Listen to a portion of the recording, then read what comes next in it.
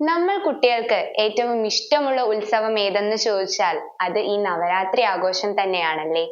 അതിന്റെ പ്രധാന കാരണം പുസ്തകങ്ങളെല്ലാം പൂജയ്ക്ക് വെക്കുന്നത് തന്നെ. പുസ്തകം പൂജയ്ക്ക് വെച്ചാൽ പിന്നെ ആരും നമ്മളോട് പഠിക്കാനായി ഉപദേശിക്കുകയില്ലല്ലോ. എത്ര മനോഹരമായ ആചാരങ്ങളല്ലേ. പുസ്തകങ്ങൾ മാത്രമല്ല, പണിയായുധങ്ങളും വാദ്യോപകരണങ്ങളും വാഹനങ്ങളും തുടങ്ങി എല്ലാം പൂജയ്ക്ക് വെക്കുന്ന ദിവസം. എന്നാൽ എത്ര പേർക്കറിയാം ഈ ദിവസത്തിന്റെ പ്രത്യേകത?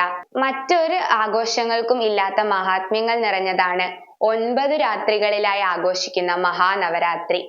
ഒരു സ്ത്രീയുടെ ജീവിതത്തിലെ 9 അവസ്ഥകളെയാണ് 9 ദിവസങ്ങളിലായി ആഘോഷിക്കുന്നത്. അതിൽ ഒന്നാം ദിവസം കൊച്ചുകുട്ടിയായ ശൈലപുത്രിയെ ആരാധിക്കുന്ന ദിവസം.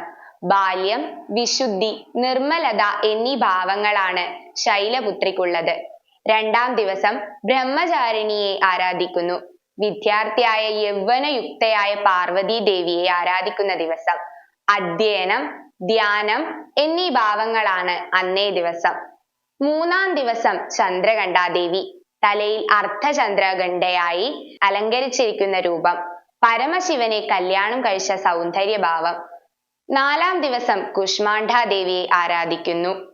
പ്രകൃതിയെ ഗർഭം ധരിച്ചവൾ. ഒരു സ്ത്രീയിൽ മാതൃഭാവം ഏറ്റവും പ്രകടമായ ഭാവം. പുരാണങ്ങൾ പ്രകാരം ബ്രഹ്മാണ്ടം സൃഷ്ടിച്ചത് അവളുടെ ചിരിയാലാണ്. അഞ്ചാം ദിവസം സ്കന്ധമാതയെ ആരാധിക്കുന്നു. മകനായ കാർത്തികേയനെ മടിയിലിരുത്തിയിട്ടുള്ള സങ്കല്പം. ലളിത പഞ്ചമി എന്നാണ് പറയുക. ഏറ്റവും ആനന്ദം തരുന്ന ദിവസം കൂടിയാണ് ഇത്. മാതൃത്വമാണ് ഭാവം.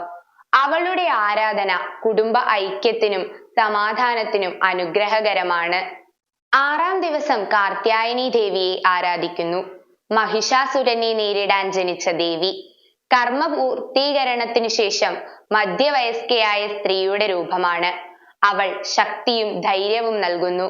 വിവാഹബന്ധത്തിനും കുടുംബസുഖത്തിനും വേണ്ടി പ്രത്യേകിച്ച് ആരാധിക്കപ്പെടുന്ന ദിനം. ഏഴാം ദിവസം കാളരാത്രി ദേവി സങ്കല്പം. ആർത്തവ വിരാമം പ്രാപിച്ചിട്ടുള്ള ഒരു സ്ത്രീയുടെ ഏറ്റവും ദുരിതം നിറഞ്ഞ രാത്രി. കറുത്ത നിറം, ഭയാനക രൂപം. എന്നാൽ ഭക്തന്മാർക്ക് അവൾ പരമശാന്തിയുടെ ദേവിയാണ്. അവൾ അന്ധകാരം നീക്കുകയും വിജ്ഞാനത്തിന്റെ വെളിച്ചം പകരുകയും ചെയ്യുന്നു. എട്ടാം ദിവസം മഹാഗൗരി. ആർത്തവ വിശ്രമത്തിനു ശേഷമുള്ള ബുദ്ധിമുട്ടുകളെല്ലാം മാറിയിട്ടുള്ള മുത്തശ്ശിയുടെ ഭാവം. വെള്ള വസ്ത്രം, ശുദ്ധിയും സാന്ത്വനവും നിറഞ്ഞ രൂപം. അവൾ വിജ്ഞാനത്തിന്റെയും ആത്മീയ ശുദ്ധിയുടെയും പ്രതീകമാണ്. ദുരിതങ്ങൾ നീക്കപ്പെടുകയും ജീവിതത്തിൽ ശാന്തിയും സമാധാനവും ഉണ്ടാകുകയും ചെയ്യുന്നു. ഒൻപതാം ദിവസം സിദ്ധിദാത്രി ദേവി. അവൾ എല്ലാ സിദ്ധികളും അനുഗ്രഹങ്ങളും നൽകുന്ന ദേവിയാണ്. ആത്മവിജയത്തിനും ആത്മീയ വളർച്ചയ്ക്കും അനുഗ്രഹകരമായ ദിനം. ഭക്തർക്ക് വിജയം, ജ്ഞാനം, ആത്മീയ ശക്തി എല്ലാം ലഭിക്കുമെന്ന വിശ്വാസം. ഇങ്ങനെയുള്ള ബാല്യം മുതൽ ആത്മസാക്ഷാത്കാരം വരെയുള്ള 9 ഭാവത്തിന് ശേഷമാണ് വിജയദശമി വരുന്നത്. സ്ത്രീയെ, മാതൃത്വത്തെ ആരാധിക്കുന്ന, ബഹുമാനിക്കുന്ന ഒരു വലിയ സംസ്കാരം കൂടി ആണ് മഹാനവരാത്രി. ഇലക്ട്രിക്കൽ ഗൃഹോപകരണങ്ങളുടെ തകരാറുകൾ നിങ്ങൾക്ക് തലവേദന സൃഷ്ടിക്കുന്നുവോ? എന്നാൽ ഇനി മുതൽ ഒരു ഫോൺ കോളിൽ പരിഹാരം. Home Tak space and services, Cherupuzha.